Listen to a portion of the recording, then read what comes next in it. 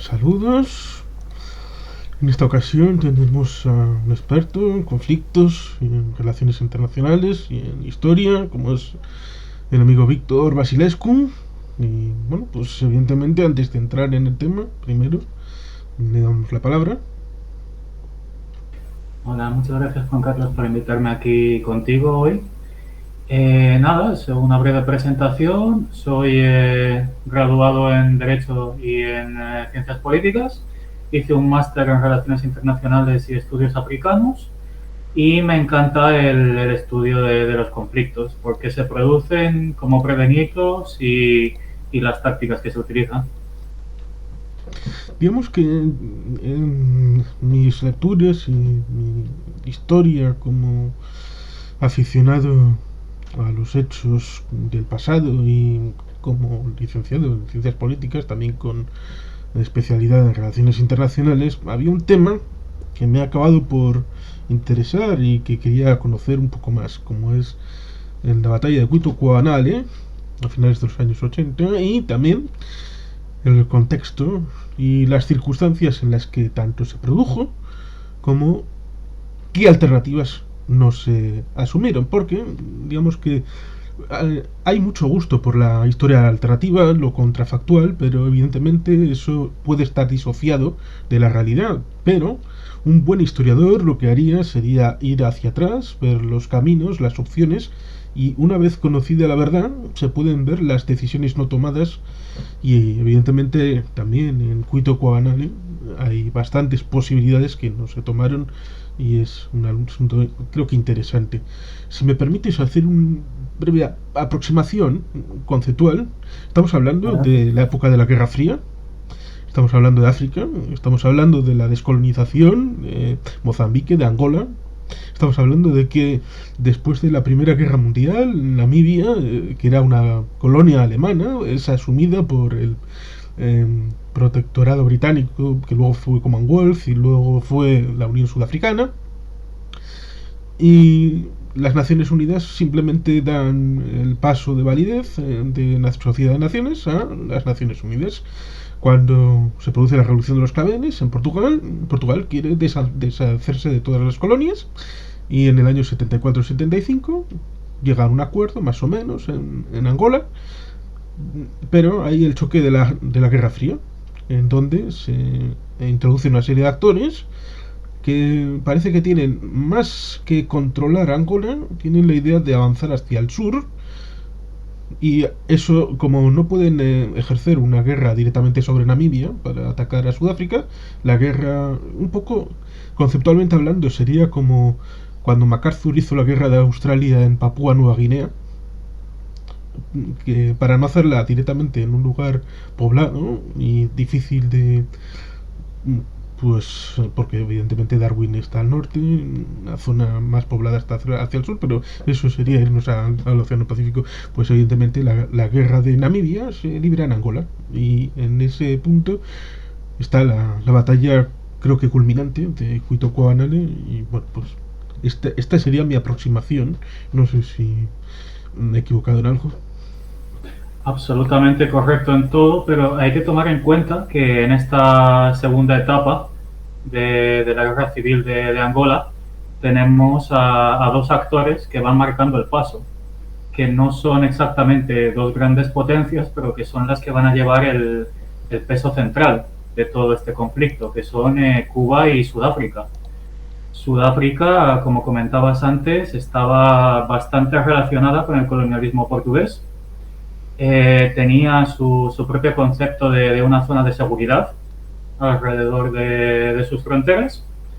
Defendía celosamente su proyecto de supremacía blanca, el apartheid, y estaba inmersa dentro de, llamémoslo, una alianza de conveniencia con por aquel entonces Rhodesia, que hoy se llama Zimbabue, y con Portugal, con el Portugal que heredó esa tradición africanista, aquel orgullosamente solos que decía Salazar.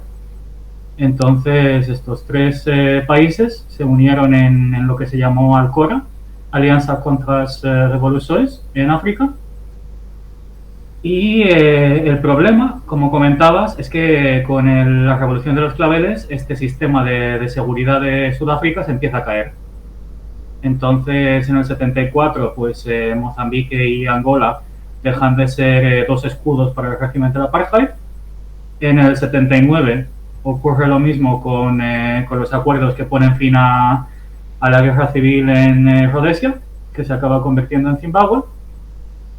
Y entonces Sudáfrica decide que su única forma de conservar ya no solo Namibia, sino incluso de evitar una guerra civil dentro de Sudáfrica, de evitar que los movimientos partisanos de la ANC, junto a Mezquise, SWAPO en Namibia y varios movimientos que están conectados con ellos, como el MPLA en Angola, lleguen a provocar ese levantamiento en Sudáfrica. Entonces es un poco como una operación para extender su escudo, el motivo por el cual se meten en el sur de Angola. Y Cuba, por otro lado, pues es un actor que a priori no esperaríamos ahí, pero tiene un gran influjo de su ideología descolonizadora. Hay un congreso en Habana en 1965 que habla sobre la necesidad de ayudar a los pueblos africanos a liberarse. Angola no era el primer favorito de Fidel, y esto es interesante apuntarlo, pero sí que acaba siendo el lugar donde más se va a acabar implicando. Entonces, alrededor de 1975, bueno, 1973 en realidad empiezan los primeros contactos, pero es en 1975 cuando Cuba decide meterse en Angola, porque ve que hay una debilidad del movimiento popular para la liberación de Angola, que es su facción favorita.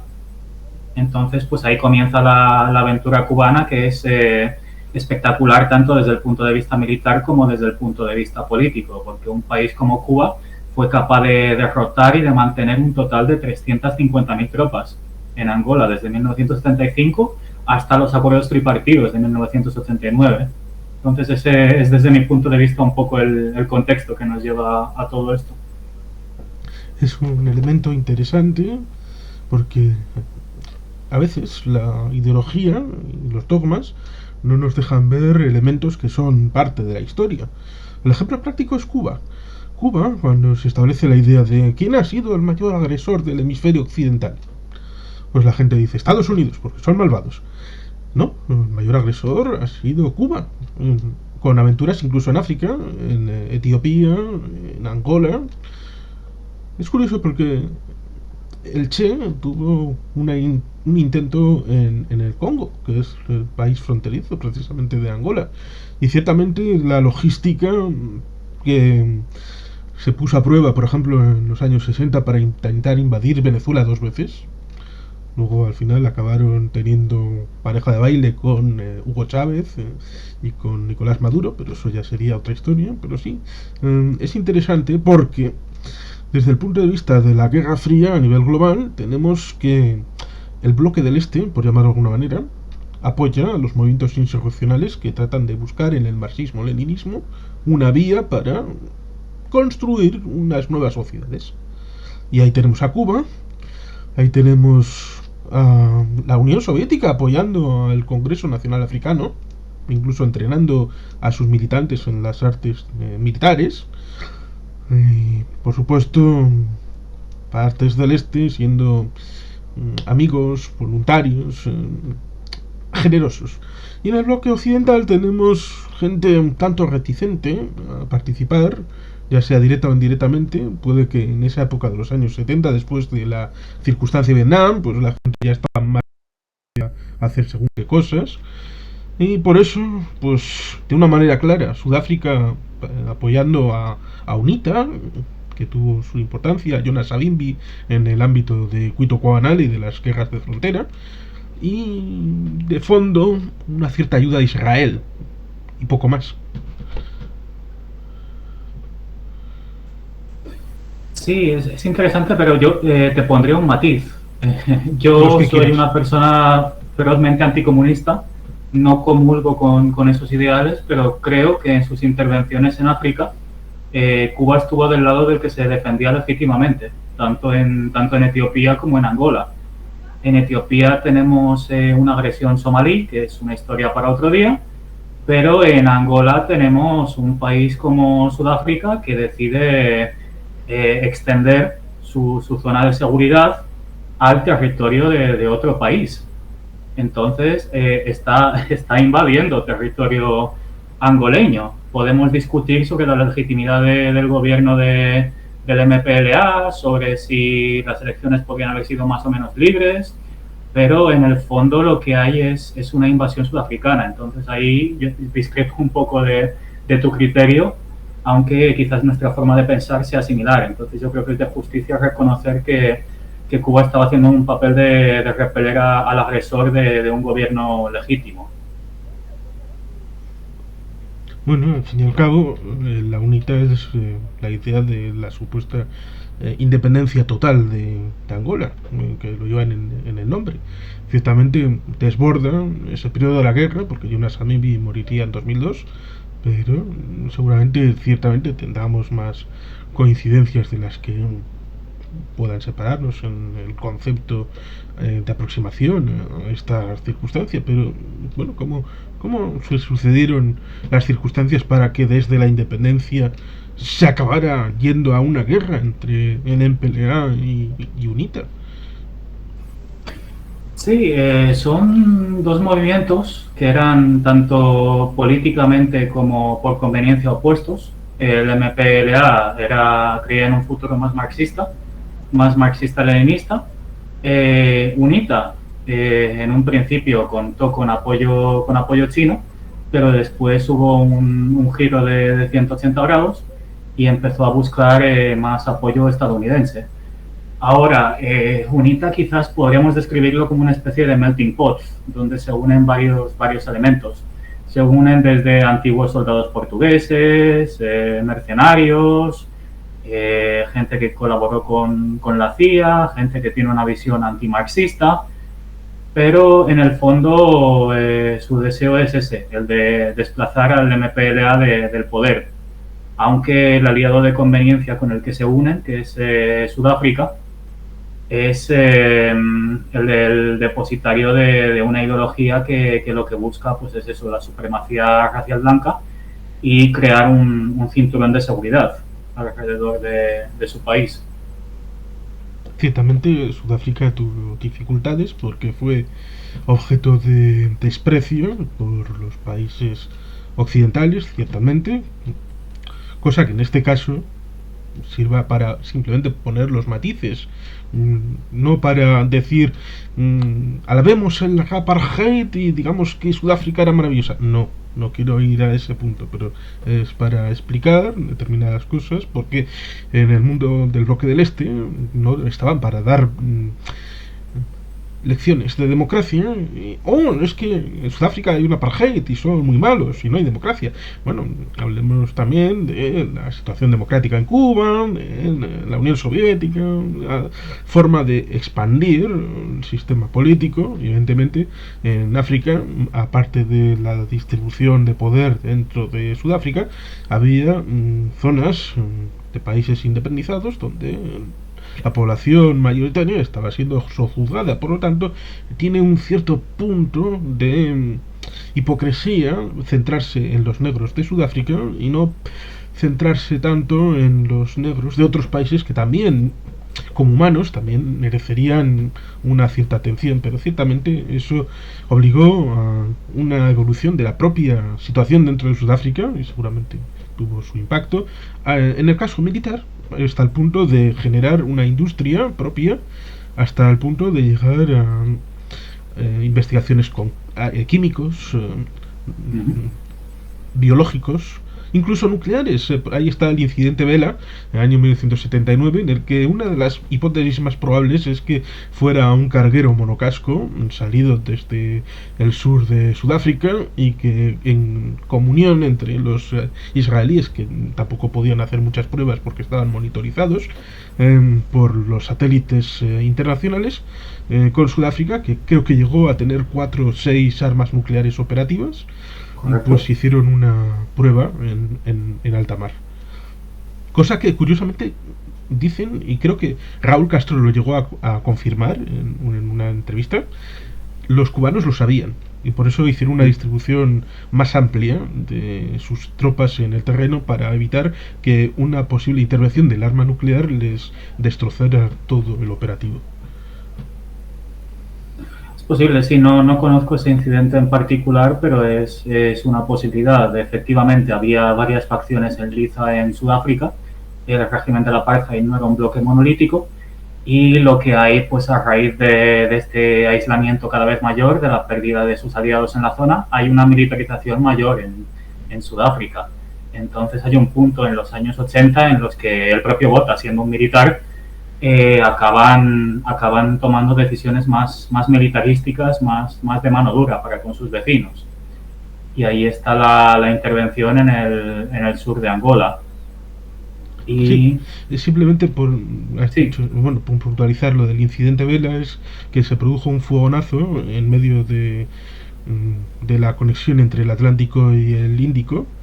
Lo detectó el satélite Vela y de momento no se sabe a ciencia cierta, a pesar de que la hipótesis más probable, porque todo coincide a que es un fogonazo de un hongo nuclear, con lo cual eso lleva a pensar que es una prueba, un test nuclear, y por descarte se ha llegado a pensar que fue evidentemente Israel, pero con circunstancia de apoyo de la propia Sudáfrica. Sí, no tengo absolutamente ninguna duda que si el régimen de la apartheid, y sobre todo en esta última etapa de militarización, se hubiese sentido realmente amenazado, hubiese sentido que un éxito total en Angola del movimiento para la liberación de Angola podría haber provocado esta guerra civil en Sudáfrica, habrían echado mano de la opción nuclear. Yo creo que eso estaba sobre la mesa. Por eso se crearon esas armas nucleares.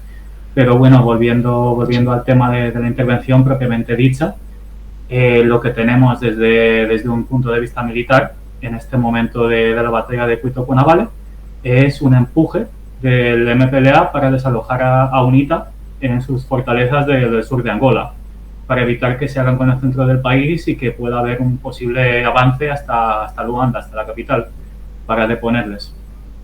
Entonces hay una operación que podríamos decir que tiene 4 fases. En la primera fase lo que tenemos es un empuje sudafricano, un empuje de UNITA con apoyo sudafricano, que prácticamente consigue hacerse con la base aérea de Cuito Cuanavale, que es un punto estratégico.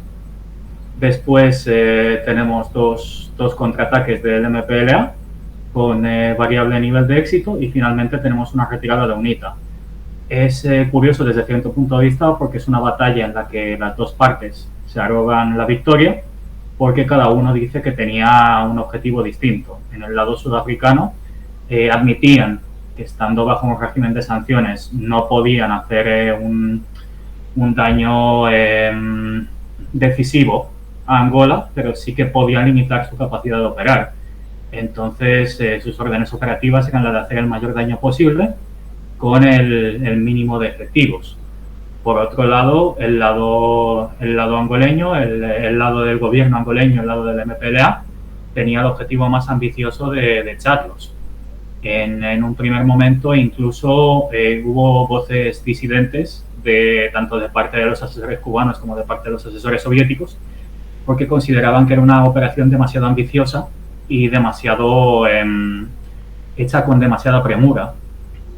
Y además tengamos en cuenta que toda esta parte de la batalla de Cuito Cuanavale ocurre pues más o menos entre noviembre de 1987 y marzo de 1988. Es decir, para nosotros es invierno, pero siendo el hemisferio sur es verano. Es un momento que impone unas dificultades logísticas impresionantes. No ya solo por la deficiente infraestructura africana, no ya solo por el terreno donde se lucha, sino también por las precipitaciones, por el calor, por la humedad. Son condiciones que son capaces de machacar un ejército sin ni siquiera encontrar a un rival. Entonces, claro, las dos partes en Liza se enfrentan a muchísimas dificultades. sobre todo, por ejemplo, las tropas cubanas que no habían operado nunca a gran escala en un lugar como este. Es un elemento interesante porque ciertamente habría que ver primero cuál es el terreno que rodea a la batalla, porque evidentemente el terreno influye a la hora de conceptualizar y visualizar cómo es el avance de unos y el retroceso de otros y luego las contraofensivas. ¿Cómo es el entorno de Cuito Cuabanal y toda esta zona del sur de Angola? Sí, se trata de una zona tropical con varios ríos que ambas partes utilizarían como zona delimitadora entre sus ejércitos, donde se encuentra este aeródromo estratégico, esta pista de aterrizaje. Entonces, el primer objetivo es siempre controlar los cauces de agua y hacerse con una posición defendible. Y el segundo es intentar quebrar tanto las líneas de suministro como las posibles bases de operaciones del enemigo. Y eso es a lo que iban las fuerzas apoyadas por Sudáfrica en un principio. Iban tanto a trincherarse detrás de los cauces de agua como a intentar dejar inoperativa la pista del aeródromo.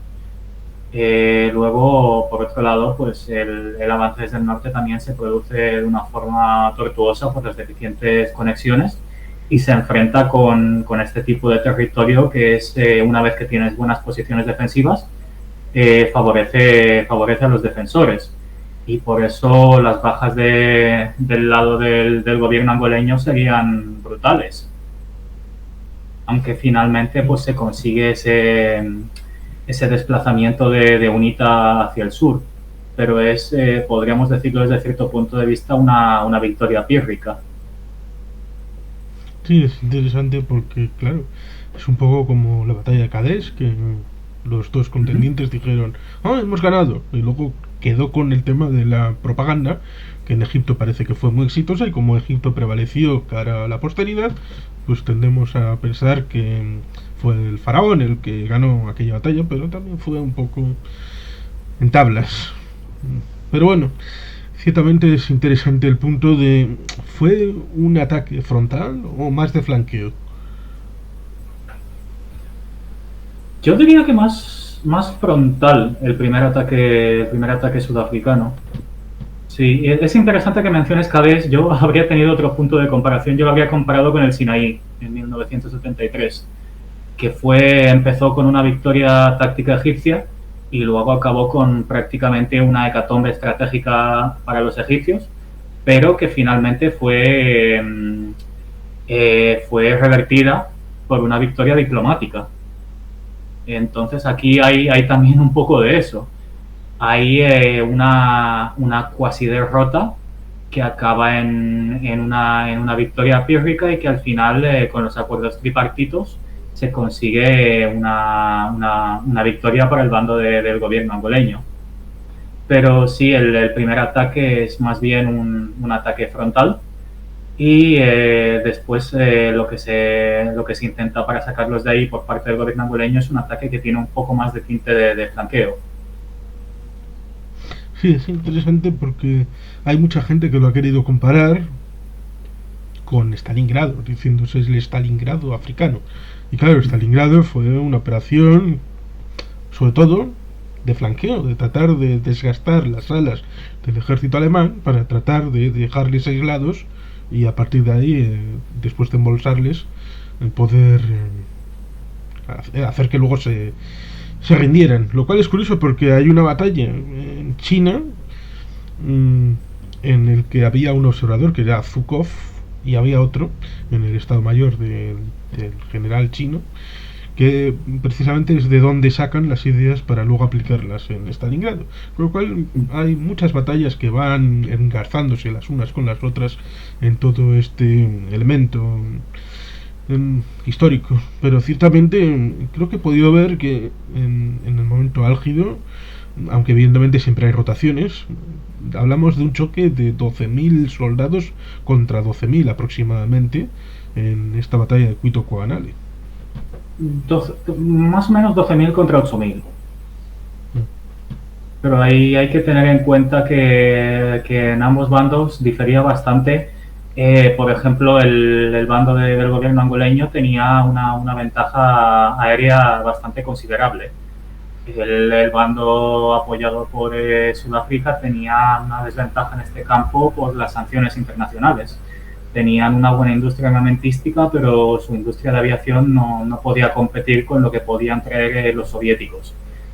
Entonces aquí pues tenía una ventaja numérica, tenía una ventaja desde el punto de vista de la aviación, el bando del gobierno angoleño, mientras que el bando sudafricano pues tenía una ventaja de tener, como se podría decir, de haber aprovechado su propia inferioridad, entre comillas, para aprender tácticas de guerrilla, y tenía unas buenas piezas de artillería creadas por su industria armamentística. Entonces, los dos bandos estaban relativamente igualados porque aunque había esa pequeña divergencia en números, había una fortaleza en elementos de uno y de otro lado. Pero claro, por supuesto, el punto débil de las fuerzas apoyadas por Sudáfrica es la logística, porque tengamos en cuenta que están a miles de kilómetros de casa, están en un lugar donde hay que atravesar el desierto namibio para llevar suministros y están en un lugar donde la infraestructura comunicante entre Namibia y Angola es bastante tortuosa. De hecho, la poca ventaja que podría haberles dado la geografía a los sudafricanos se esfuma en el 79, cuando Rhodesia se convierte en Zimbabue, y en ese caso pierden su conexión de la franja de Caprivi, que es la parte norte de Namibia que conecta con Rhodesia o posterior Zimbabue. Entonces se podría decir que en ese momento el bando apoyado por Sudáfrica estaba bastante solo y estaba jugándose todo a una carta para desgastar a las fuerzas angoleñas.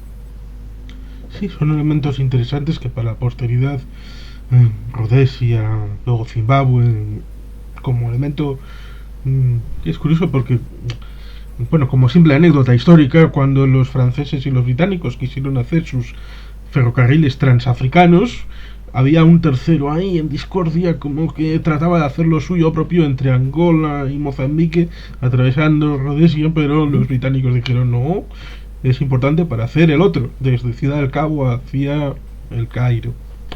Pero sí, ciertamente los portugueses fueron una pieza y los británicos, y la colonia de Cecil Rhodes pues ciertamente era un reservorio también de blancos, que intentó en los años 60 una independencia así a lo bruto, pero le dijeron que no, que esas cosas no podían ser porque tenía que ser en base amplia, democrática, una especie de descolonización bien hecha, y que eso era una medio chapuza.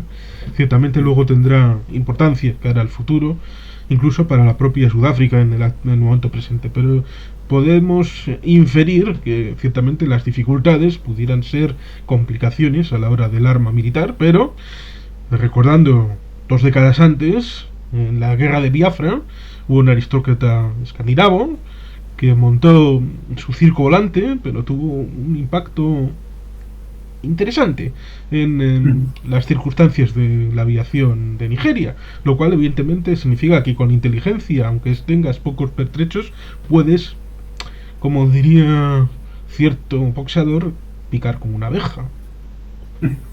Sí, correcto. Antes de responderte sobre eso, quería comentarte un poco sobre el incidente del mapa de color de rosa que has comentado antes, el ultimátum del Reino Unido a Portugal, porque es interesante, porque a veces desde Europa tenemos la mentalidad de que Europa puede influir a los acontecimientos africanos, pero los acontecimientos africanos no influyen a Europa.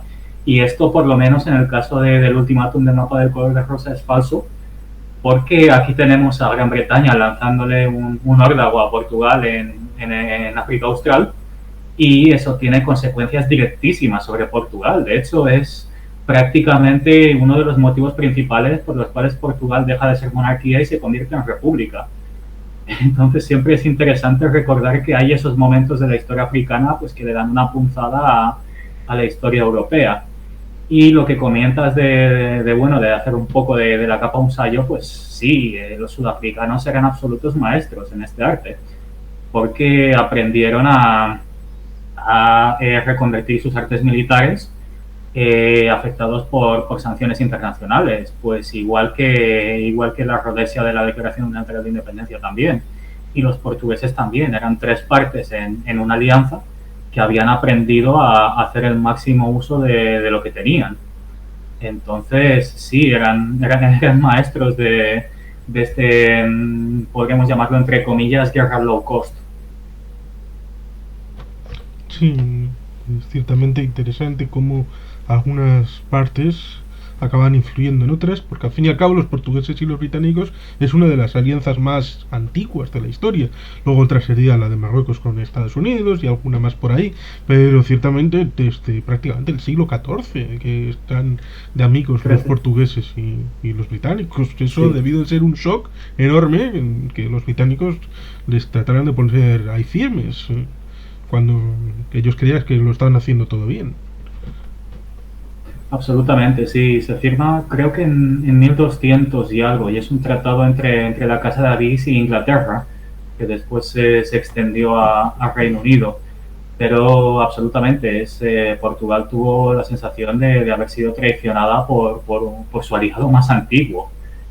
Y el rumbo que dio la política portuguesa es consecuente con ese sentimiento de humillación que se percibió en Portugal por su ambición imperial, que además el África Austral fue el último reducto de las ambiciones imperiales, tanto europeas como de esa visión racista de la minoría blanca, tanto de Sudáfrica como de Rodesia.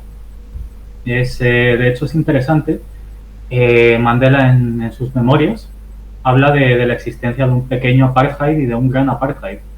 Habla de cómo el sentimiento de humillación que sufrieron los africanos, los boers, a manos de los británicos, los llevó a intentar crear su propio imperio y a dar ese salto del pequeño apartheid, que era el que hacían los británicos, al gran apartheid, que es el que regió los destinos de Sudáfrica entre el 48 y prácticamente el 94, aunque ya en el 91 estaba de capa caída. Entonces es interesante porque esta guerra en Angola coincide con los últimos coletazos del apartheid, y de hecho tanto desde el lado cubano como desde el lado sudafricano post-apartheid se trata de presentar esta operación como el clavo del ataúd en el apartheid, como el final del régimen, lo cual quizás es un poco exagerado, pero tiene un ápice de verdad. Sí, resulta curioso cómo algunos tratan de establecer su relato cuando la historia siempre, pero en cualquier circunstancia siempre es más rica en detalles, como por ejemplo cuando se establece creo que es la Segunda Guerra Boer, que a finales del siglo XIX ganan los ingleses. Ciertamente había dos provincias en el ámbito africano y en el ámbito británico, cerca de la Ciudad del Cabo, y estas podían haber sido simplemente laminadas y haber construido una entidad vinculada al Imperio Británico, y ya está, que eso ya había pasado en otras circunstancias. Pero en 1902 se establece, 4 años después del final de la guerra, una unión equiparental entre los 4 entes, 2 británicos, bueno, 2 ingleses y 2 africanos, en una unidad que tiene posteriormente de presidente a Jan Smuts, que fue un antiguo combatiente de los Boers. Que es curioso porque Jan Smuts sería el único firmante de la paz de la Primera y de la Segunda Guerra Mundial. Pero, bueno, sí, hay veces que se dice que precisamente cuando muere es precisamente el último freno que impedía el establecimiento del apartheid, y que evidentemente pues su muerte es la que acabó por precipitar los acontecimientos. Lo mismo que también cuando se pone el foco después de la batalla de Cuito Coanale, y la idea de que todo eso ya fue cabeza abajo, acabar yendo a la isla donde estaban encarcelado Mandela, tenemos que negociar porque esto necesitamos impedir que haya una guerra civil, y tenemos que hablar contigo. Es curioso porque había un grupo internamente, porque siempre hay necesidad de alguien dentro para que cambie las circunstancias. Había un grupo originario, porque evidentemente había antiguos ciudadanos británicos de corte liberal que había luchado, y se le ha ocultado a la historia, que había luchado por derechos civiles y políticos para todos los ciudadanos, pero se le ha puesto el foco al CNA, al Congreso Nacional Africano, como si ellos fueran los que han traído la libertad, la democracia, que es curioso porque ellos cometieron terrorismo desde el punto de vista internacional. Bueno, cuantitativamente fueron la mayor fuerza de presión. Es cierto lo que dices, existió una legión de veteranos que se llamó la Legión Springbok, principalmente antiguos combatientes de la Segunda Guerra Mundial que se opusieron férreamente a la creación del apartheid. También hubo oposición blanca pues por parte del Partido Comunista Sudafricano. Joe Slovo, el secretario del Partido Comunista Sudafricano, se opuso también vehementemente a la creación del apartheid. El problema es que el Partido Nacional Afrikaner siempre consiguió convencer de que había un argumento securitario y así consiguió vencer en las sucesivas elecciones. Entonces lo que tenemos es lo que de hecho creo que es Freedom House en uno de sus primeros informes llama a una oligarquía racial, un sistema en el que había un sistema democrático liberal para los blancos, porque no nos engañemos, efectivamente, la apartheid era popular y ganaba elecciones entre la población blanca, pero había otro sistema de discriminación y de separación, de ahí viene la palabra apartheid, estado de separación. Es decir, tendríamos un sistema de democracia estilo Atenas, donde los metecos no participaban. Correcto, es una muy buena comparación, sí. Solo que también hemos mitologizado la Atenas clásica y prácticamente que la hemos embellecido con Pericles y la democracia y el Partenón, pero ciertamente también tenía sus dificultades y parece que esta gente, pues haciendo bantustanes por aquí y por allá, querían hacer una homogeneidad para la nación africana. Correcto, sí. Incluso he leído algún libro donde establecían, es curioso porque había dos movimientos que se iban a haber colisionado en el mismo periodo de tiempo a la vez, creo que sin tener relación el uno con el otro, que es a comienzos de los años 70. El Reino Unido entra en la Unión Europea, en las comunidades europeas, en el año 73, y tuvo la brillante idea de que, como tenía los Troubles en el ámbito del norte de Irlanda, vamos a simplificar y vamos a poner donde haya mayoría de los católicos, vamos a quitar a los protestantes y lo vamos a la zona de Belfast, y en la zona de Belfast pues quitamos a los católicos y los enviamos al sur y trazamos una nueva línea más homogénea y a partir de ahí pues podemos entrar en las comunidades europeas ya con el problema solucionado. Pues parece que algunos sudafricanos tenían la idea de algo parecido, hacer una república más homogénea en la zona más cercana al Cabo, partiendo un poco el país por la mitad, lo cual es curioso de ver estos elementos alternativos que estuvieron en la mente y en la tabla de dibujo de algunos. Sí, es casi un rediseño imperial, pero sin ser un rediseño imperial. Es un rediseño nacional, como quien diría. Es el proyecto de una parte de una sociedad que decide crear esos dos sistemas. Como quien diría, un país, dos sistemas. Lo único que los bantusanes, por supuesto, no tenían una autonomía real, es decir, podían gestionar sus propios asuntos, pero en el fondo estaban bajo el ala y bajo la protección del gobierno sudafricano. Y de hecho es lo que en principio choca de volviendo al caso de Angola, esta alianza con elementos de mayoría negra.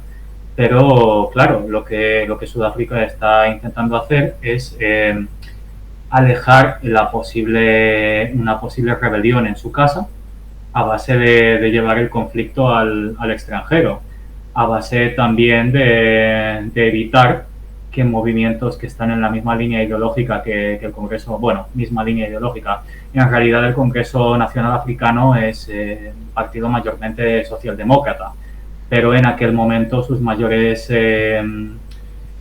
sus mayores valedores, sus mayores aliados a nivel internacional eran comunistas. Entonces se puede decir que existía una alianza entre el Congreso Nacional Africano y el Movimiento para la Liberación de Angola. Por supuesto, el apartheid tiene varios pies. Tiene un pie racista, pero también tiene un pie anticomunista. Y los movimientos de índole comunista tenían al apartheid en el punto de mira no solo por sus planos raciales, sino también por su carácter capitalista. Recordemos que Sudáfrica estaba integrado en el sistema capitalista mundial pues prácticamente desde el descubrimiento de las minas y de los depósitos de oro.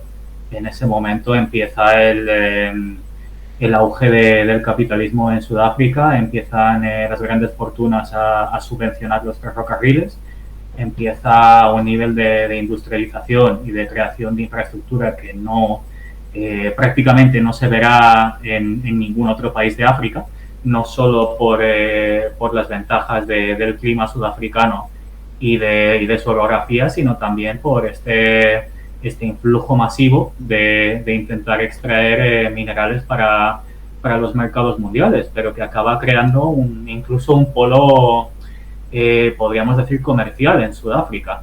Entonces, como bien comentas, pues sí, hay varias vertientes. Por supuesto está el lado racial, pero también está el lado político y estas dos visiones en liza, que me permito comentar que la ANC acabará haciendo una especie de giro, podríamos decir en términos españoles, pues como el PSOE, y acaba renunciando a sus raíces más marxistas para convertirse en un partido socialdemócrata que efectivamente hasta el día de hoy no ha sido desplazado del gobierno, pero que ahora mismo rige un sistema que con justicia podemos llamar de democracia liberal. Ciertamente la situación de Sudáfrica es un elemento que ha sido prácticamente desde los últimos 500, 600 años importante para la geografía mundo. Por ejemplo, con los portugueses, que cuando las Españas se hicieron a la mar para tratar de ir hacia las Indias por occidente, los portugueses era precisamente lo que trataban de hacer era circunnavegar por cabotaje África para tratar de llegar al mismo punto, y así es cuando se produce el Tratado de Tordesillas para la división del mundo con la aquiescencia del Papa.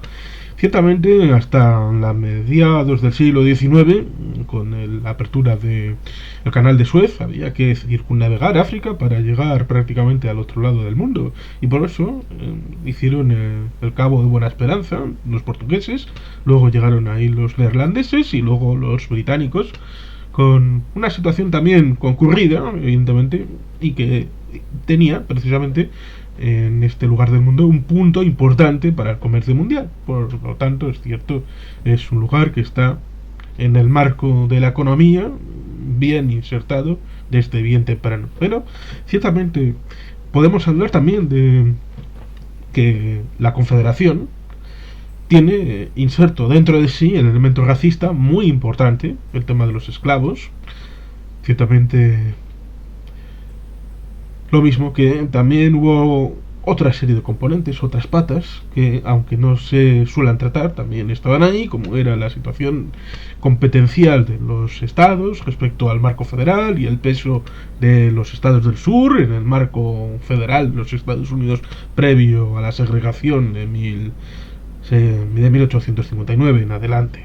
Pero ciertamente se suele focalizar los asuntos en un único tema, obviando todos los demás, y eso siempre es una agresión para la historia. Sí, aunque también es interesante destacar que las leyes de Jim Crow en el sur de Estados Unidos se nutren un poco de lo que hace el apartheid. De hecho, son prácticamente un calco del régimen del apartheid. Pero por supuesto que hay más dimensiones que analizar. Hay la dimensión de los recursos naturales, está la dimensión de los sistemas económicos en liza, está la dimensión de la propia liberación de los pueblos africanos, que por supuesto también incluye el elemento blanco, porque a menudo se trata tanto a los africanos como a los británicos como simples colonizadores, pero hay que tener en cuenta que los africanos llevaban 400 años en el territorio de la actual Sudáfrica y que con justicia pueden llamarse a sí mismos africanos, aunque a ciertas personas les choque que haya africanos blancos. Y los británicos también llevaban unos 2 siglos en Sudáfrica.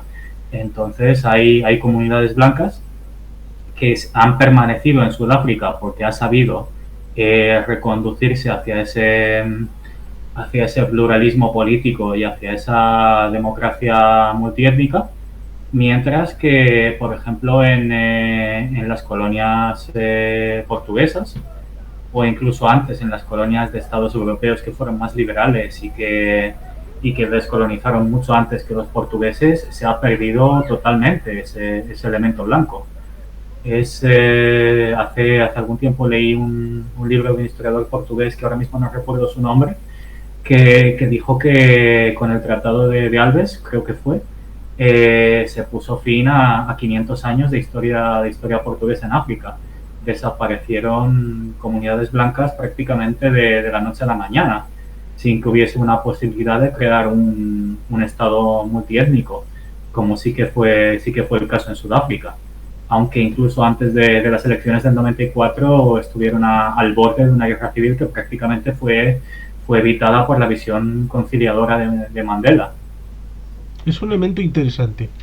Bueno, primero, pues, señalar simplemente la curiosidad de que hay un periodista español que escribió un libro sobre el sistema antes de apartheid y la situación de los africanos, como es Alfonso Rojo, un libro sobre la última tribu blanca en el ámbito de Sudáfrica. Pero ciertamente, habitualmente se suele establecer la idea de que jamás fue real esa hipotética guerra civil en Sudáfrica y que era en ensoñaciones de unos pocos y que simplemente el problema vino de que año 87, Soweto, había una serie de insurrecciones, represión, pero siempre está la idea de, comparado con el ámbito europeo, sobre todo en el ámbito de España, Grapo, ETA y todas estas cosas que fueron dolorosas, hicieron daño, mataron gente, pero nunca llegaron a ser algo que cambiara el sistema y que pusiera en riesgo de volver a ejercer una guerra civil como en el año 36. Ciertamente la diferencia, evidentemente, es que una cosa es un relato y otra lo que de verdad subyacía para que se enterara la gente de que realmente había un posible conato de guerra civil en Sudáfrica.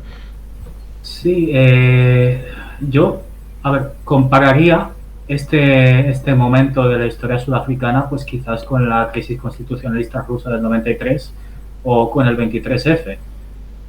Lo que hubo en ese momento fueron elementos de la línea dura del Partido Nacional Africano, elementos de los servicios de inteligencia de la Sudáfrica del apartheid, que lo que hicieron fue revolver las aguas del odio interétnico y principalmente de la concepción zulú de sí mismos.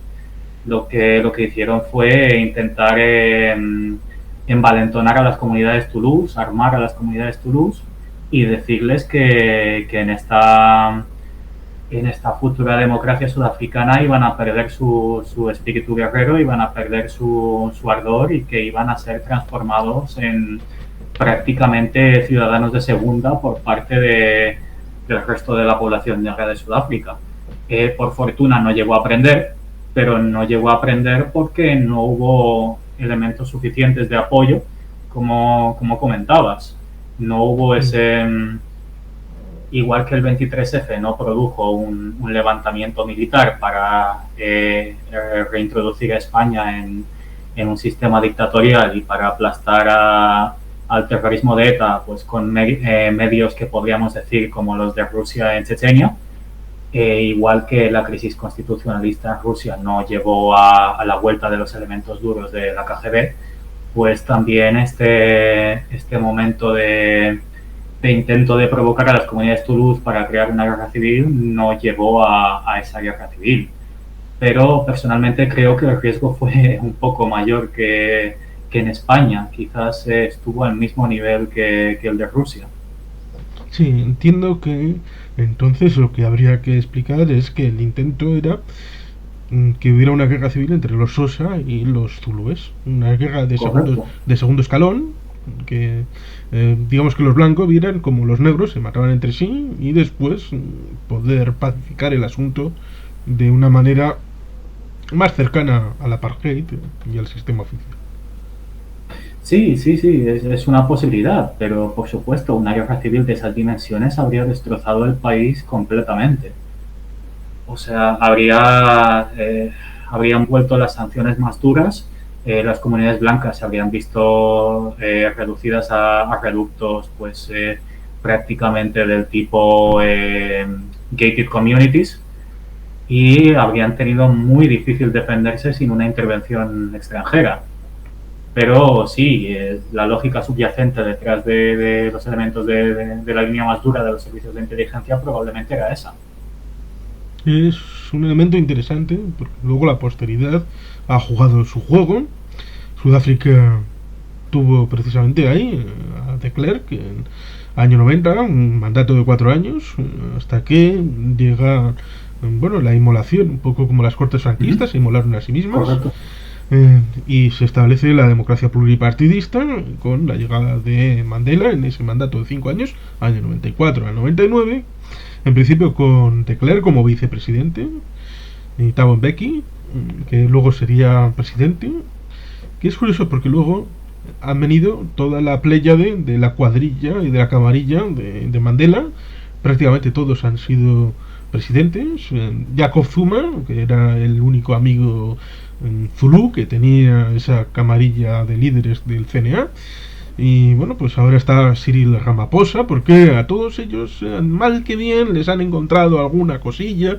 Jacob Zuma pues tenía muchas mujeres, tenía amor por el dinero también, y investigaciones parlamentarias que no llegan a nada. Y luego, evidentemente, hay algo que va entre medias, que es el asunto de Zimbabue. Ahí está Robert Mugabe para tratar de establecer una democracia verdadera, pero no se sabe qué le pasó, porque entre el año 80 y el 88 es primer ministro, pues luego es presidente hasta que le echan, porque hay tres grandes hiperinflaciones. Está la de Alemania de los años 20-30, está la de Venezuela, gracias a Nicolás Maduro, y luego está la de Zimbabue, para hacer la trinidad de el despilfarro y la destrucción de la máquina por sobrecalentamiento, de darle a la maquinita de hacer dinero, pero acabaron por echar a los blancos, porque tenían granjas, funcionaban y echaron a los blancos de Zimbabue. Y ahora Cyril Sí, Ramaphosa está tratando de incorporar esto a la constitución sudafricana, lo cual es curioso. sí, aquí hay dos elementos que se solapan. Por un lado tenemos lo que yo llamaría la maldición de los grupos guerrilleros, una vez que llega la política, y por otro lado tenemos la concepción que domina en la mayoría de África de la política como una especie de patrimonio personalista, como algo que una vez que lo ejerces no llegas ahí por la vía de las urnas, sino que las urnas son un medio porque eres el más fuerte. Entonces prácticamente no existe una oposición, existe gente que está siendo desleal al proyecto de país. Y si esto lo juntas con la mentalidad guerrillera de gente que tiene en su haber, que lleva a sus espaldas la idea de que son los padres de la nación y de que han liberado la nación de una dominación extranjera, tienen la manía de ver sombras persecutorias por todos lados. Entonces, claro, pues el MPLA se ha desvirtuado. En Zimbabue ha ocurrido lo mismo con el movimiento de liberación. Ha habido una dictadura personalísima de Robert Mugabe, que además Mandela, y lo digo desde el dolor de mi alma, porque soy alguien que admira mucho a Mandela, pero Mandela era un gran admirador de Mugabe y siempre se les veía juntos y siempre tuvo buenas palabras para la lucha de Mugabe. Pero esta maldición del guerrillero acaba alcanzando a la gran mayoría de ellos. Mandela fue una honrosa excepción. Zuma no tanto desde el punto de vista político como desde el punto de vista de sus escándalos de corrupción y de su concepción de Sudáfrica como cortijo, podríamos decir. Y el ANC, pues claro, es una maquinaria que lleva ganando elecciones continuamente desde el año 94 y el poder ha acabado corrompiéndolo, aunque ha abandonado su lado guerrillero. Entonces, lo que tenemos es la última, podríamos decir, una de las últimas democracias liberales africanas, porque existen otras, por supuesto existen otras. Tenemos el caso de Botswana, tenemos el caso de Senegal, tenemos el caso de Ghana, pero Sudáfrica era un ejemplo único porque existe este elemento de armonía étnica. Existe esta convivencia entre comunidades que podríamos decir que son prácticamente igual de antiguas y que tienen prácticamente el mismo derecho a estar en el mismo suelo. Los últimos acontecimientos de Ramaphosa realmente no puedo pronunciarme porque no he visto esa última propuesta de revisión constitucional sudafricana. ¿A qué te refieres exactamente? Me refiero a que el partido minoritario que está supuestamente más a la izquierda del Congreso Nacional Africano, no es de ahora, hace ya meses, estableció la idea de que había que incorporar a la Constitución sudafricana la expropiación sin remuneración de las granjas de los blancos. Exactamente la misma política que había establecido a comienzos del año 2002-2003 de Robert Mugabe en Zimbabue. Es decir, hacer añicos la política anti-apartheid de los años 90 en Sudáfrica y destruir el legado de Mandela.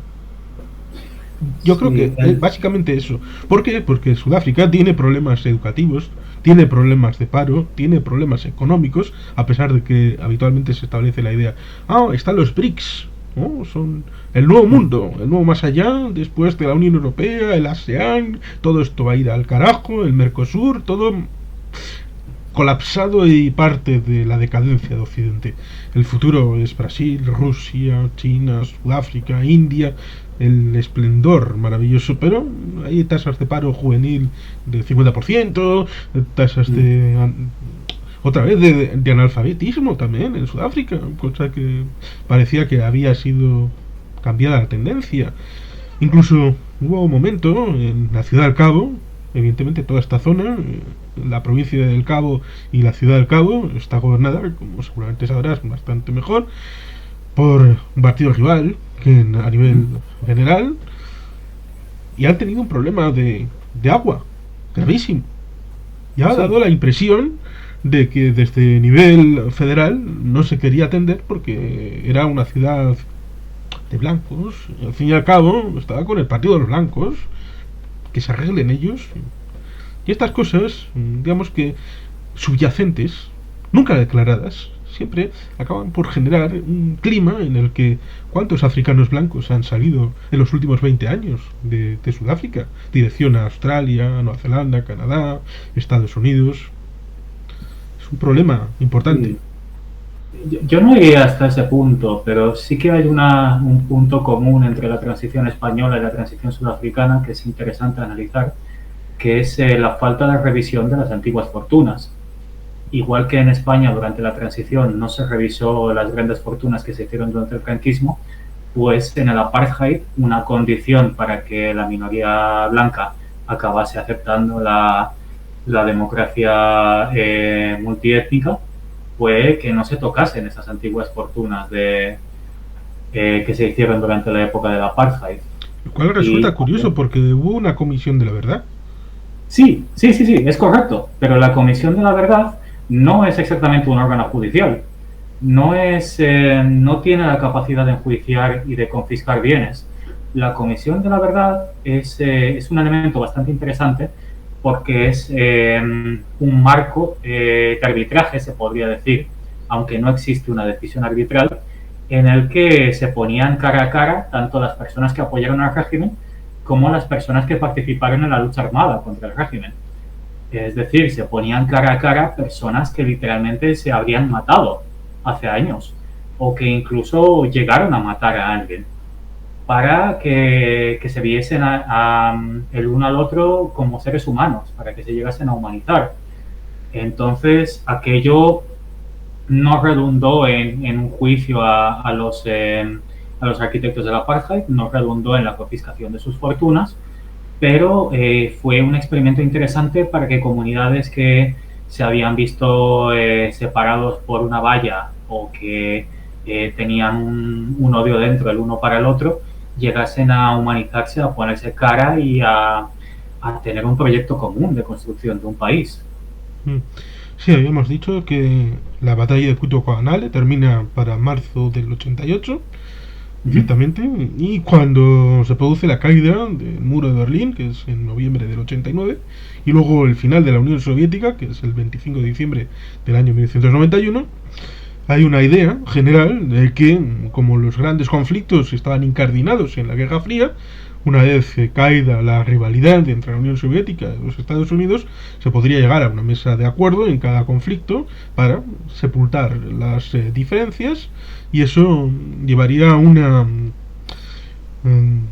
pacificación en general de buena parte de los conflictos del mundo. Solo que, en parte, como estaban segundas partes escuderos en el ámbito de Angola, era Sudáfrica, era Cuba, y no era directamente Estados Unidos y la Unión Soviética, se puede entender, lamentablemente, que la guerra civil siguió durante los años 90 Sí, y más allá.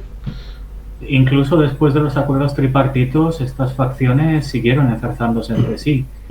Pero yo creo que es algo que viene dado por esos dos elementos que he comentado antes, por la mentalidad del movimiento guerrillero y por esta idea profundamente paternalista de la clase política africana. No, hay quien quiere verlo como una herencia del colonialismo, hay quien quiere verlo pues como una herencia de las separaciones tribales, pero realmente la dura realidad en gran parte del continente africano es que no existe esta concepción de política como espacio colaborativo. Existe la concepción de política como un espacio del que te apropias y nunca más lo sueltas. Y el MPLA es un buen ejemplo. Además, en un estado como lo es Angola, con una riqueza petrolífera y mineral impresionante. E incluso tienen un movimiento secesionista en el enclave de Cabinda, que no ha sido realmente pacificado del todo, pero que también es un poco muestra de esa idea de intentar cada uno hacerse con su terruño, si puede ser el gobierno del Estado perfecto, y si puede ser pues un ámbito territorial distinto, pues también perfecto, aprovechando las condiciones africanas de dificultad de comunicación, porque no Sudáfrica tuvo esa gran ventaja de contar con un reflejo del clima mediterráneo y de contar con una geografía que hacía fácil la comunicación, pero la parte tropical del continente africano es realmente un lugar donde se facilita un poco esa fragmentación y donde esas élites tienen la impresión de que tienen que imponerse ante posibles movimientos que puedan derivar en un desafío abierto a su poder. Y cuando decimos eso, no decimos solo movimientos guerrilleros que controlan provincias, sino decimos también sociedad civil, decimos también ONGs extranjeras. Paradójicamente, esto quizás los hace bastante vulnerables a actores unitarios muy decididos y con proyectos de inversión. Y aquí, pues, por supuesto, Estados Unidos es la gran bestia negra a la que siempre se menciona. Las empresas europeas y sobre todo francesas también se mencionan mucho, pero por supuesto hay que tener en cuenta el espacio que China se está abriendo. Y quizás eso sea un tema amplísimo para el que daría para otra discusión, pero la huella china en África es innegable. Y parte de la culpa de esto la tiene esta concepción patrimonialista de la política africana. Ciertamente, China te viene a decir básicamente, creo que tres cosas. Te dice: ¿necesitas gente? Te traigo un ejército gratis, apoyado por los guardianes, y te hacen cualquier cosita aquí en África. ¿Democracia? ¿Qué es eso? Estos europeos te piden la cláusula democrática para comerciar contigo. Nosotros directamente, haz lo que quieras, es tu país, eres libre. ¿Que quieres azotar a los muchachos? Azótale, no pasa nada. Y que en un primer término tienes dificultades para pagarme y puede ser una quiebra. Tranquilidad. En nuestro país todo es de todos. Y si una empresa que participa en África tiene deudas, otra empresa pública va a cubrir ese déficit y ya nos arreglaremos allí.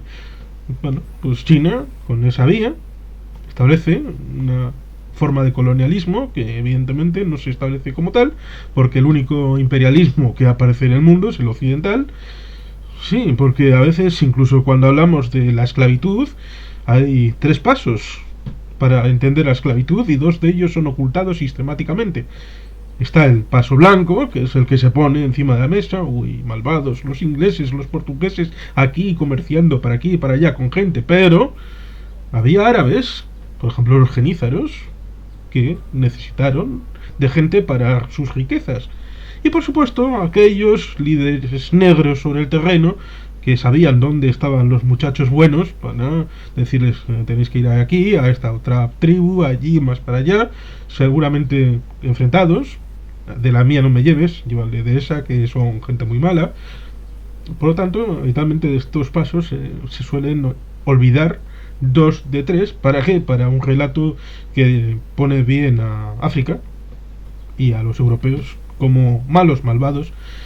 Y luego los europeos tenemos ese baldón de sentirnos mal, de tener una culpa, como si somos los únicos que han hecho mal en África. Y claro, al final hay que tratar de superar todos estos elementos. Lo mismo que tratar de establecer es un desafío prácticamente para ir poco a poco cerrando la idea en un mundo en el que Margaret Thatcher y Ronald Reagan, año 86, por ahí, tuvieron dificultades para implementar los elementos económicos contra Sudáfrica. ¿Qué hubiera pasado si hubieran dicho alguna potencia: no nos gusta Sudáfrica, pero vamos a apoyar a Jonas Savimbi y vamos a ganarle con él la guerra de independencia porque creemos que el MPLA no merece seguir gobernando y vamos a hacerlo más visible?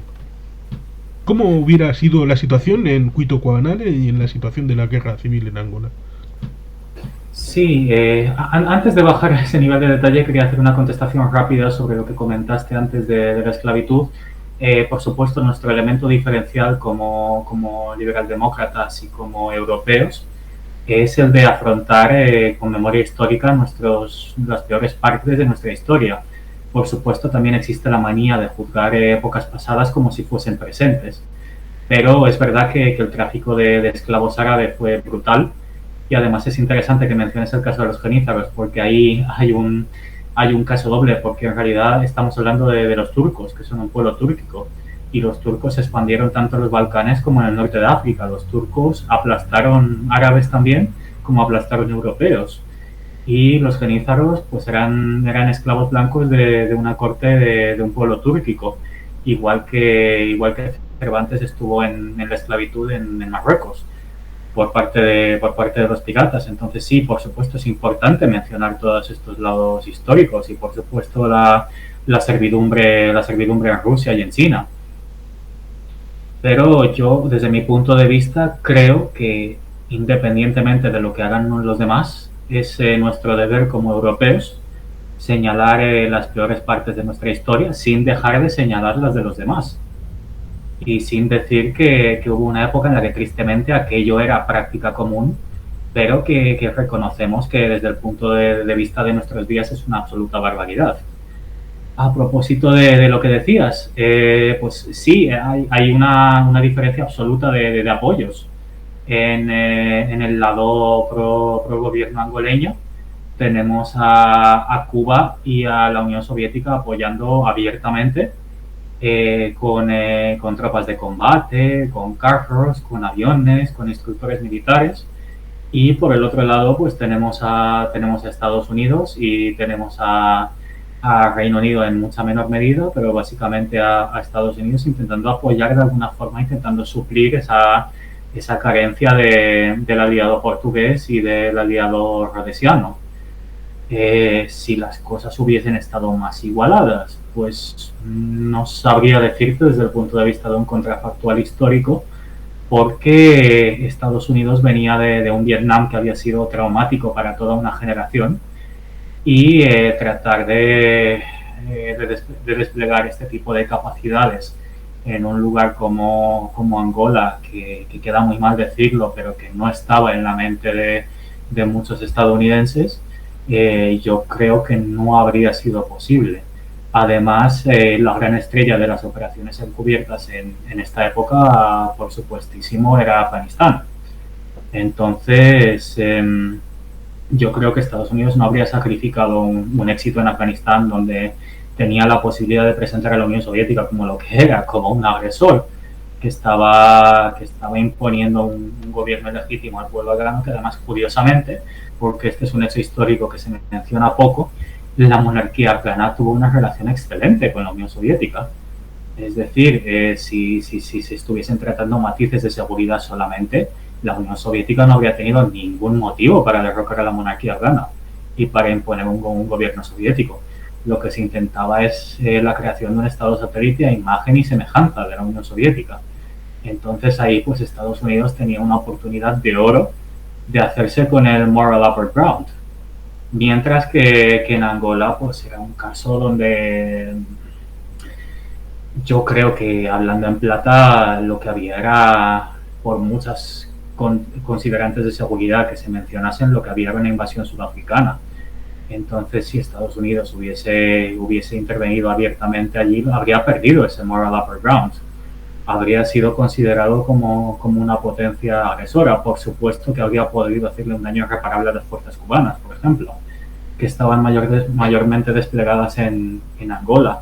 Por supuesto que quizás eso podría haber facilitado una toma de Cuba por parte de Estados Unidos en detrimento de sus garantías hacia la Unión Soviética. Pero yo creo que el riesgo por involucrarse en un lugar como Angola, que no estaba en la mente de muchos estadounidenses, y por defender a Sudáfrica, que era un actor tremendamente impopular, sobre todo tras la cuestión de los derechos civiles en Estados Unidos, habría hecho que esa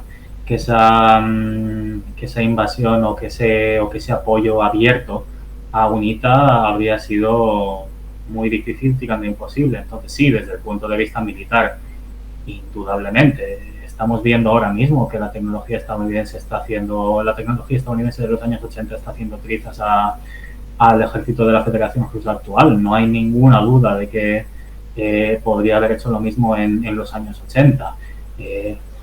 Dificultades, incógnitas, pues sí, la cadena de suministros habría sido enorme.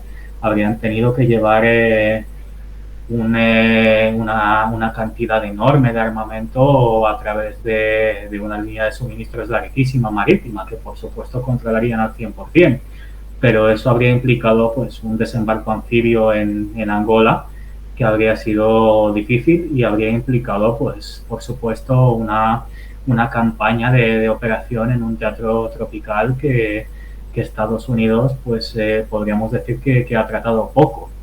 Es en Vietnam pues donde la fuerza estadounidense se vio de lleno.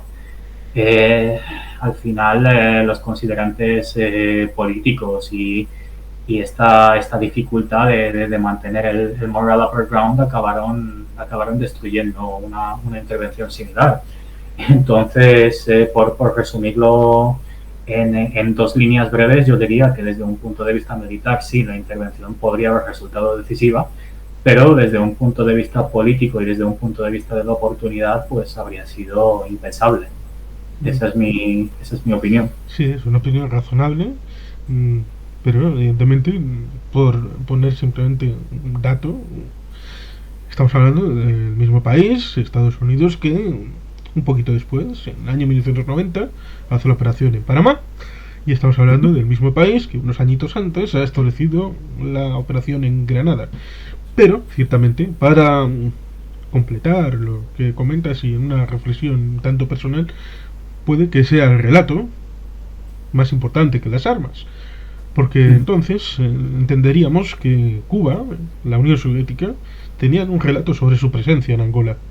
Pero no había un relato que pudiera razonar una presencia de Occidente apoyando a Jonas Savimbi y a la UNITA. Y esa carencia, al final, permite no incardinar un apoyo en un lado y permite dar todo el amplio apoyo y panoplia de armamentos en el ámbito del MPLA y acabar pues prácticamente haciendo una suficiente victoria, porque es difícil hablar de una victoria cuando la guerra civil continúa. Luego, evidentemente, haciendo la descolonización finalmente en el año 1990 de Namibia y al final haciendo desaparecer el apartheid para el resto de la historia, por lo menos la idea de un dominio blanco sobre una mayoría inerme de negros en Sudáfrica.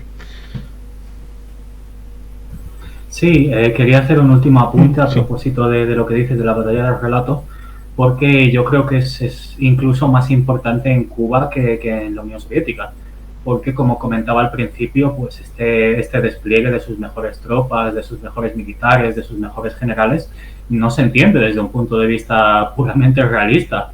Es decir, Cuba es una isla en el Caribe y se está implicando masivamente en un estado del África Austral. Aquí hubo una conexión emocional muy importante.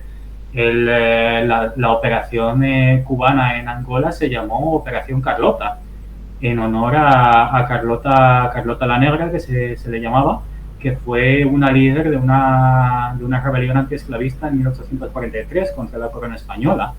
Entonces, por el lado cubano no solo estaba ese internacionalismo, no solo estaba esa teoría de apoyar a movimientos hermanos en otros países, sino que también estaba ese sentimiento de estar luchando contra una esclavitud moderna.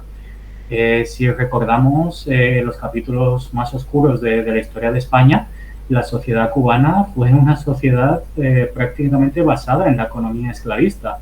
Es verdad que en muchas partes del Imperio Español el elemento esclavista fue niño, comparado con otros lugares, como por ejemplo pues, Portugal, Estados Unidos, Reino Unido, incluso antes de la abolición.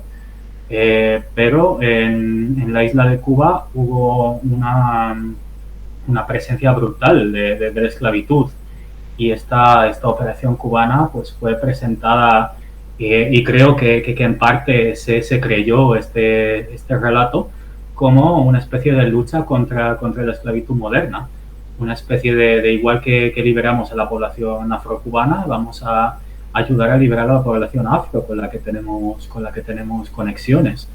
Evidentemente, pues creo que en Angola guardan un buenísimo recuerdo de Cuba, porque Cuba, a diferencia de la Unión Soviética, no cobraba sus intervenciones.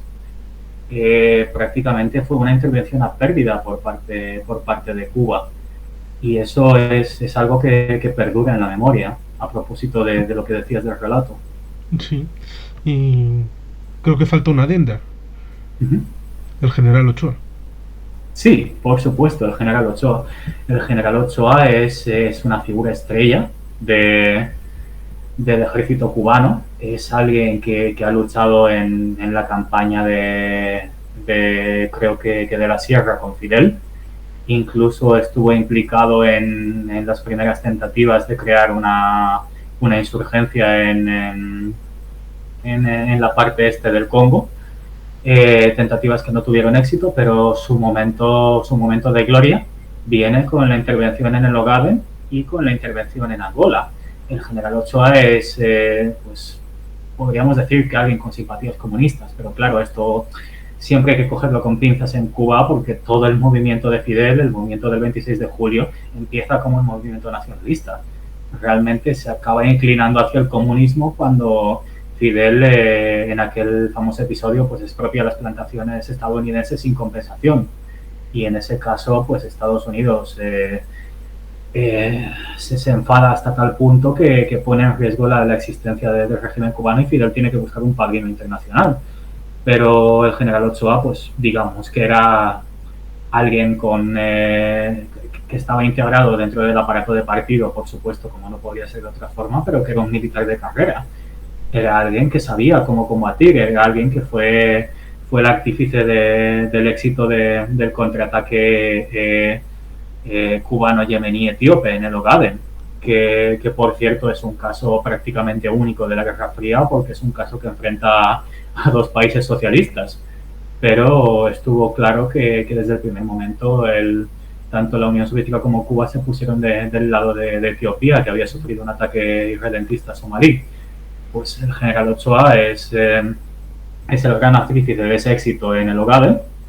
Es enviado por segunda vez a Angola para recrear el éxito de la primera, podríamos decir, guerra de independencia angolana, a pesar de que su éxito principal es en el Ogaden. En esa segunda guerra de independencia, que es básicamente la batalla de Cuito-Cuenavale, el general Ochoa pues entra en ciertas discusiones con Fidel sobre cuál es la mejor estrategia.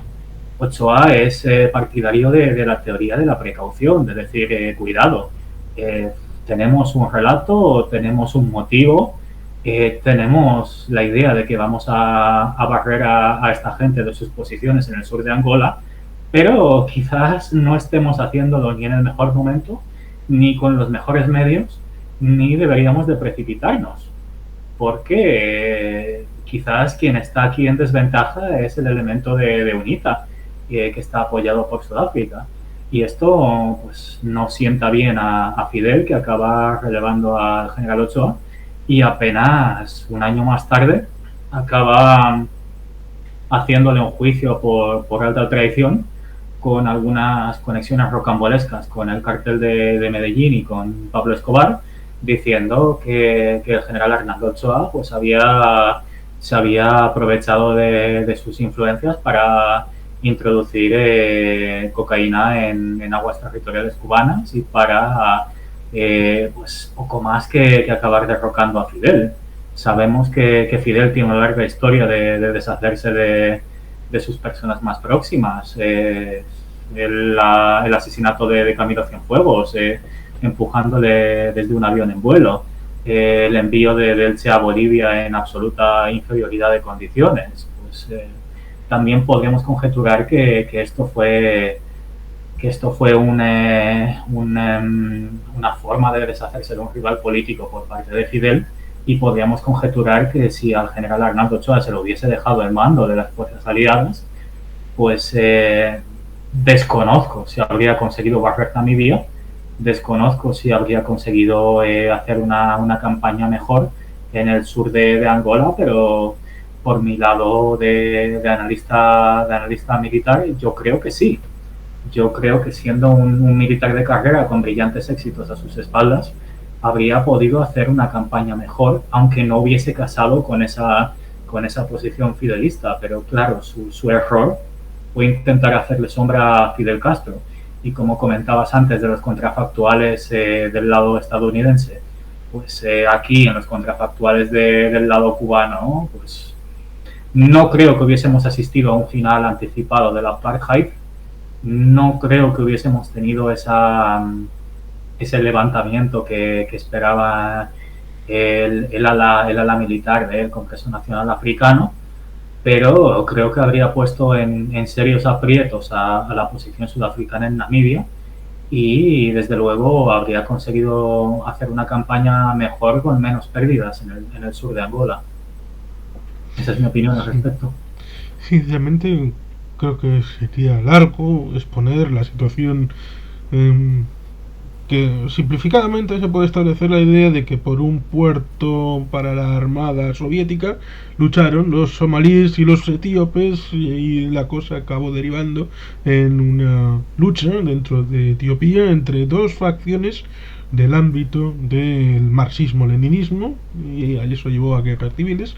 Lo mismo que sería largo también hablar del Yemen, con la intervención de Egipto a finales de los años 60 hasta el año 70, porque pareciera que la única guerra es la de los hutíes actualmente, y el Golfo de Adén ha vivido muchos conflictos desde la época en la que había dos Yemen hasta que se reunifican precisamente en el año 90, en este marco en el que se preveía que todos los conflictos iban a desaparecer porque en realidad eran parte intrínseca de la Guerra Fría, y entonces una vez caídos el principal conflicto, pues entonces ya tendría menos idea. Pero sí, para ejemplificar todas estas circunstancias, en el caso de Cuba está precisamente lo del Che.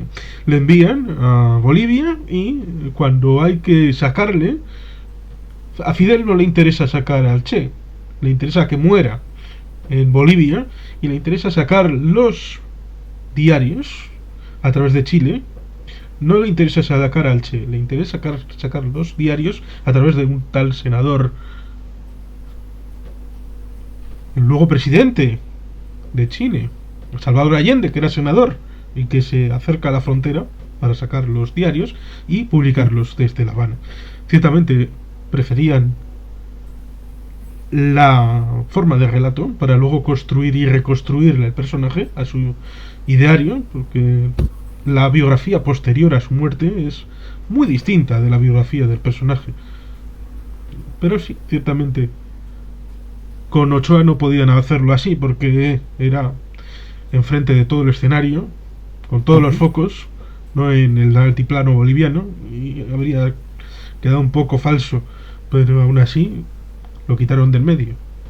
Sí, podríamos decir, por un lado, crear un mito y por un lado, destruir un mito. Y Ochoa no era un comandante de guerrillas, el Che era un comandante de guerrillas. A Ochoa se le puso a liderar una guerrilla y no lo supo hacer pues porque era un militar de carrera. Era alguien que estaba acostumbrado a liderar formaciones en espacios abiertos y en ejércitos regulares. Entonces no se le podía enviar a Latinoamérica porque no habría sabido gestionar esos focos y aparte en los años 80 ya era tarde para la teoría del foco. En los años 60 hubo una verdadera fiebre de desencadenar guerrillas en Latinoamérica, pero prácticamente todas, salvo el caso nicaragüense, acabaron apagándose. Entonces, pues sí, por un lado tenemos un Fidel que sabe deshacerse del Che porque dice, cuidado, este es un personaje con ambiciones políticas que puede llegar a desplazarme en algún momento. Y por otro lado, pues sabe cómo deshacerse de Arnaldo Ochoa porque dice, cuidado, este es un militar que a priori no tiene ambiciones políticas, pero que puede llevarse a una parte considerable del ejército contra mí. Sí, un poco como la teoría de que Muñoz Grandes, después de la División Azul, tal vez, hipotéticamente, haber ganado Alemania en la Segunda Guerra Mundial, hubiera podido desplazar a Franco con un apoyo directo de Hitler. Pero, ciertamente, las historias son siempre prolijas y cuando abres una puerta aparecen otras 10. Creo que más o menos podemos cerrar este capítulo ligado a Cuito Cuabanale, como que lo más probable es que no hubiera alternativas y que lo que sucedió es lo que ocurrió y que ahí está para ser estudiado. Pero nunca está de mal teorizar sobre lo que podría haber sucedido. Bien, pues muy agradecido por este conversatorio y evidentemente a los que hayan llegado hasta aquí agradecerles su presencia y que pueden dejar cualquier comentario. Igualmente, muchísimas gracias. Y hasta otra ocasión. Okay.